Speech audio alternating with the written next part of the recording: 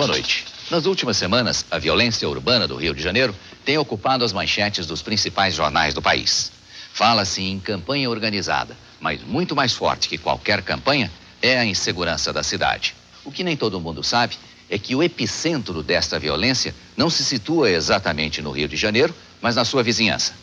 Estas cidades periféricas conhecidas como Baixada Fluminense são o nosso assunto de hoje. Vocês estão querendo fazer até o sequestro a varejo, aqui na Baixada e no Rio também. O meu negócio é matar vagabundo, tem que ser vagabundo.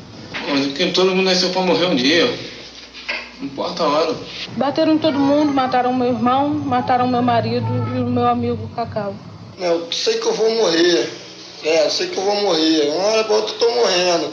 Normalmente quando eles anunciam e publicam a listão, o sujeito aparece morto. Ninguém tem coragem na Baixada Fluminense de ir aos tribunais e dizer: esse cometeu um crime, esse é um assassino.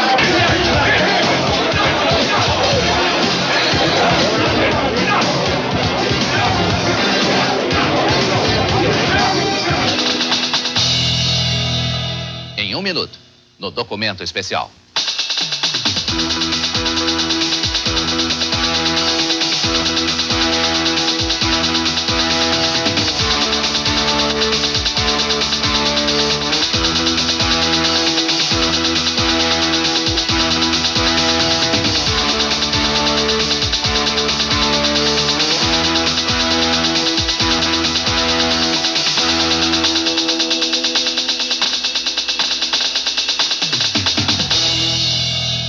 De cidade maravilhosa, o Rio de Janeiro transformou-se rapidamente num dos maiores símbolos de violência do país.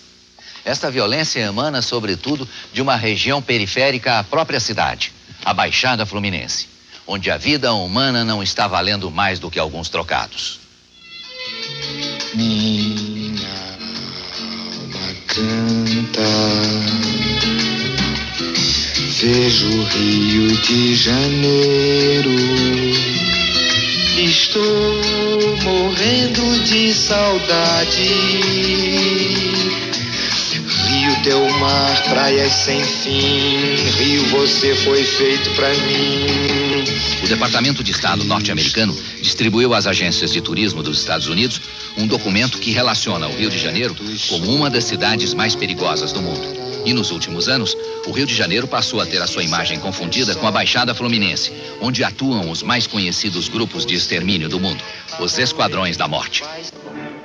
Nos últimos 5 anos, mais de 28 mil pessoas foram assassinadas no estado do Rio, a grande maioria na Baixada. No ano passado, somente em Nova Iguaçu, houve 1.184 homicídios. Em Caxias, 452 assassinatos.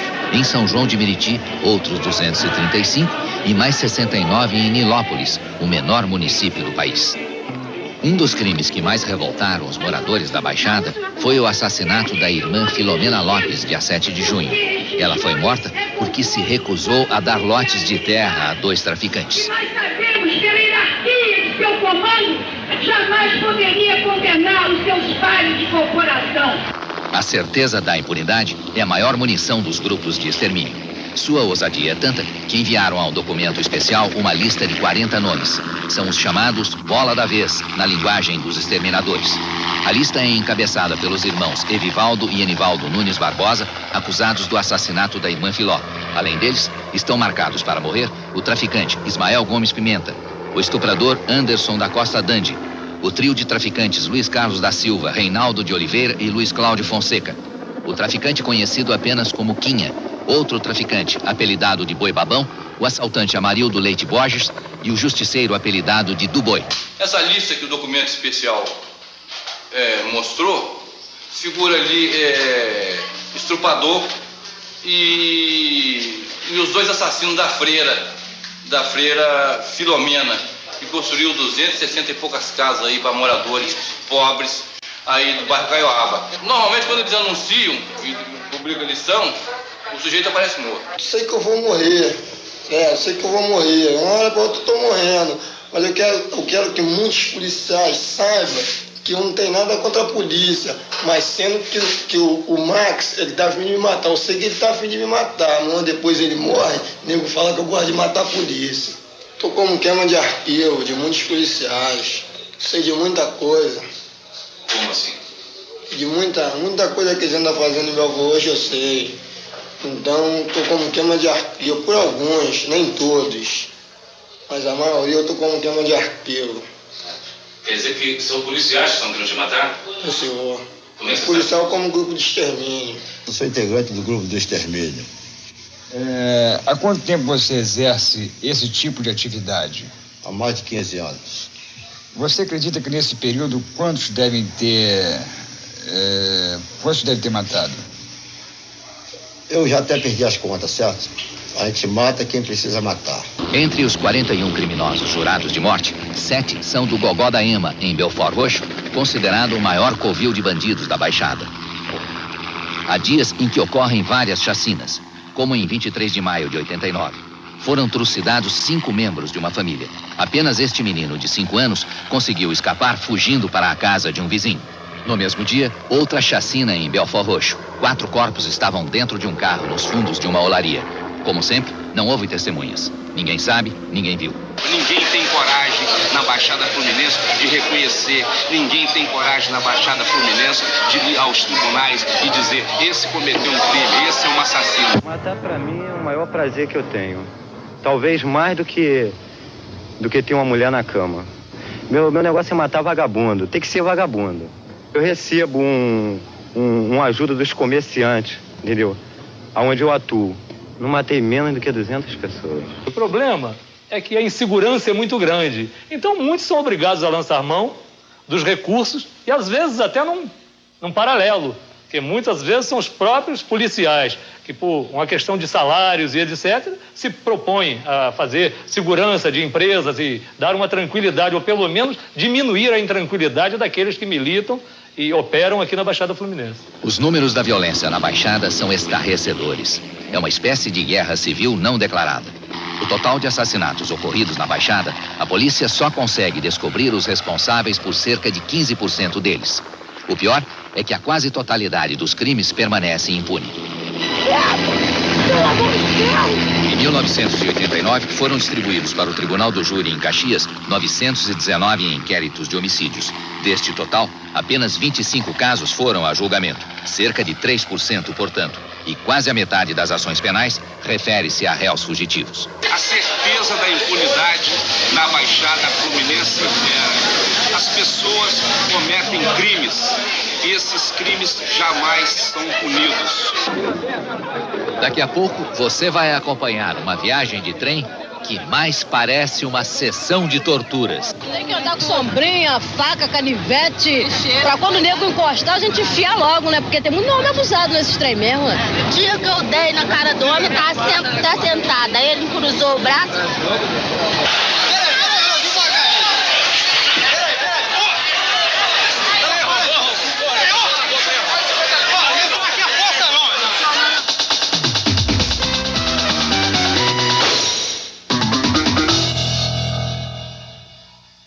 Da Baixada trabalha no Rio de Janeiro. E seus problemas começam ainda na madrugada, quando saem de casa para enfrentar a longa viagem até o trabalho. Para a maioria de seus moradores, viver na Baixada é um sufoco que começa na longa viagem até o centro do Rio. De trem ou de ônibus, a confusão e o desconforto são idênticos. A única diferença é o preço da passagem. Há dias em que sai até briga dentro do trem. Sai até tiro, facada. Os caras, depois pisam no teu pé, eles arrumam a briga à toa. Muito camelô, a gente sai para um lado, sai para o outro, é terrível. A viagem começa quase sempre atrasada em Japeri. E as mulheres logo procuram sentar para evitar um problema adicional. Os passageiros que se aproveitam do aperto para tornar a viagem mais agradável. Reserva de mercado. Eles aproveitam de todas as partes, de tudo quanto é modo, eles podem aproveitar, eles aproveitam. Tem encostamento, não tem jeito. A mulher tá aqui dentro, porra, aqui a intenção de ser cerrada mesmo. A gente em pé nesse trem aqui tem que sujeitar tudo. Pra sair dessa tem que fazer uma força medonha. As mulheres que viajam em pé, que se cuidem como puderem. Algumas mulheres não se intimidam e procuram se defender como podem. Tem que andar com Sombrinha, faca, canivete. Pra quando o nego encostar, a gente enfia logo, né? Porque tem muito homem abusado nesses trem mesmo, né? Aí a gente tem que logo andar preparada, né? Senão o bicho pega. O dia que eu dei na cara do homem, tá sentada. Aí ele cruzou o braço por baixo. Mas aí tapa na cara, ué. Tem que dar. Fez nada, o que ele ia fazer? Tava errado. Enquanto os camelôs circulam pelos vagões, há passageiros que procuram tirar um cochilo mesmo viajando em pé. Enquanto o trem está meio vazio, tudo bem. E a cada estação vai entrando mais gente, até que nosso sonolento passageiro é despertado pelos companheiros de viagem que invadem a porta logo que ela se abre. Na confusão da viagem até o centro do Rio, cada um se vira como pode. E tem passageiro que até aproveita para estudar. A viagem é tão demorada que eu coloco em dia, né, no estudo. Não tenho condições de chegar em casa à tarde e estudar. Então estudo no trem, aproveitando, né? Filmar a mulher feia aí, ó. A mulher feia pegada hoje, hein? Aí mulher feia se esconde, hein? Mulher feia nem jumento aceita, mano. Aí vai ali, tem um montão ali, ó. Mas mulher feia nem jumento quer, moro. Bora, meu irmão. Vai lá, vamos pegar lá. Vou comprar mesmo na primeira. É contigo, hein? É contigo, rapaz. Tá filmando lá.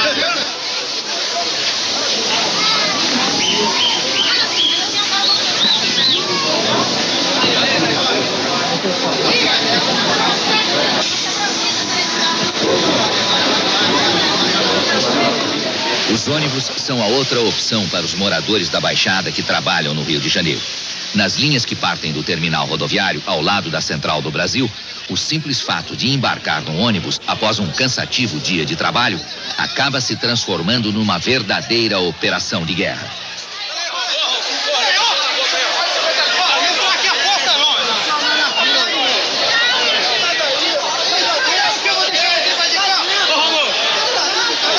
Apesar de mais caro, o transporte rodoviário não oferece qualquer contrapartida em termos de conforto. É triste, é duro, é terrível, absurdo. Isso é uma vergonha. Olha o horário. Ué, fica 2 horas na fila, amigo. Olha só. Tem que dar polícia, autoridade aqui nessa merda aqui, entendeu? Pra poder, pô, tem moral essa porra aqui. Demora 3 horas aqui pra encostar um ônibus. Tem que botar outra empresa aí.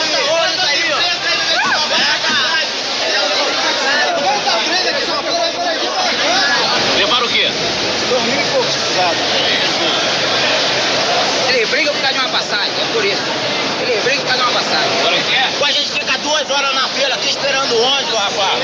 Ó, sai 5 horas do serviço, olha que hora que eu tô aqui ainda, olha só. Já marcou horário? Falei, rapaz. É 1h30 pra sair um ônibus desse aqui, é muito puxa-saco da firma, rapaz. Rapaz. 73 reais. Procura saber se meu salário subiu, o ônibus subiu. Saber até que quebrar é tudo, rapaz. Depois do corpo a corpo com os demais passageiros e os safanões com o cobrador, enfim, é hora de voltar para casa. O ônibus parte. Termina mais um round no agitado cotidiano dos moradores da Baixada. Baixada Fluminense, a primeira imagem que surge é a violência. Pouca gente sabe, no entanto, que as cidades da Baixada abrigam também uma nata de milionários que levam uma vida de causar inveja à luxuosa zona sul do Rio. Além da miséria e da violência, existe uma outra face neste complexo mundo da Baixada Fluminense. É a que mostra uma sociedade formada por pessoas bem-sucedidas que levam um padrão de vida pouco diferente das altas personalidades de qualquer grande cidade. Indústria, imóveis e até a política são investimentos que dão projeção a um privilegiado grupo de moradores da Baixada. Para os afortunados da região, só existem 2 alternativas: a zona sul do Rio de Janeiro ou as opções de lazer da própria Baixada. Para quem fica por aqui, a rodovia Presidente Dutra oferece um complexo de casas noturnas que formam o chamado Baixo Dutra, às margens da rodovia no trecho de Nova Iguaçu. Ó, tô subindo aqui, vamos se encontrar do pessoal da Baixada Fluminense. Nós investimos igual, porque nós somos igual a pessoa de baixo, entendeu? Aquela pessoa que é burguesa, não são, nós somos igual a todo mundo. Só porque a Baixada lá não é. É Baixada mesmo, entendeu? Aqui, meu amigo, Eu vou te dizer um negócio. Olha, a pessoa do suburbano, que é baixada, que central, é melhor. Tanto que uma rica e outra mais pobre, se diverte do mesmo jeito. O Country Club de Nova Iguaçu é o centro de convívio das altas personalidades. É uma verdadeira ilha de paz, onde nem mesmo a proximidade com o conturbado contexto social chega a assustar. Você está aqui num clube desse, uma sociedade muito bem organizada, uma sociedade que tem vida própria, que tem luz própria, que sabe o que quer. Você vai encontrar aqui, Santos, muita gente boa, que tem cultura, que é politizada, enfim, que acompanha, tem noção perfeita de todos os acontecimentos do país. Geralmente as pessoas do Rio não conhecem Nova Iguaçu, entendeu? Pensam que Nova Iguaçu é uma favela, que só tem bandido. Lá embaixo, eu acho que a podridão ainda é maior do que aqui em Nova Iguaçu. A cidade mais violenta da Baixada é Nova Iguaçu, o 7º maior município brasileiro, onde a miséria absoluta convive com a riqueza total. Por incrível que pareça, Nova Iguaçu é como Berlim. Do lado ocidental do muro da linha ferroviária moram os milionários e do lado oriental concentra-se a população carente. Um desses moradores privilegiados da Baixada é o empresário Fábio Rainhuet. Com a morte do irmão Darcílio Aires, que era deputado, Fábio resolveu entrar na política. Quando há um crime em qualquer lugar da Baixada, eles focalizam o crime da Baixada ou então o crime de Nova Iguaçu. Na verdade, no Rio de Janeiro, se você pegar os dados estatísticos, o número é muito maior. Mas eles dizem que lá é o clima da Barra, é o clima de Santa Cruz, é o clima de Bangu, é o clima de Realengo. Eles se diluem em várias cidades e não aparecem com aquela intensidade. Aqui eles fazem uma concentração.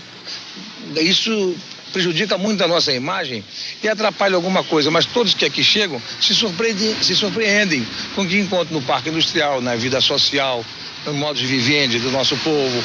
É um povo afável, ordeiro.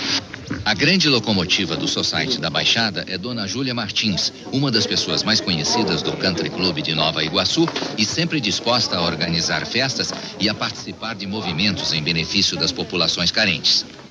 O poder aquisitivo em Nova Iguaçu é grande, nós temos bastante industriais, o padrão de vida, eu te digo até, é muito melhor, talvez, do que muitas pessoas que moram em kitnet, ou 20, 30 pessoas em apartamento em Copacabana. Aqui tem residências muito boas, cada pessoa tem seu carro do ano, seus filhos têm um padrão de vida muito bom. Então, eu não vejo esse terror que eles estão implantando.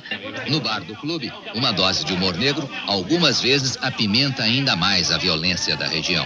Eu vou caguetar, o governo do estado agora tá dando uma grana pra gente caguetar vocês, eu vou caguetar. Esse rapaz aqui, ele assumiu o lugar do meio quilo lá no Morro do Joramento. Então, eu tô querendo receber o meu cachê. Ele é a nossa grande estrela aqui. Diverte a rapaziada aqui, é o mais animado da turma aqui. A indústria e o comércio são as principais fontes de emprego para a maioria dos moradores da Baixada Fluminense. Para eles, o único dia de folga é mesmo o domingo. Mas as opções de lazer são poucas. A maioria dos bairros da Baixada surgiu de pequenos loteamentos sem o mínimo de infraestrutura. Praças e áreas livres são coisas raras nesta região. Ai, meu Deus, como é que eu sinto uma dor procurando na Baixada a cara do governador.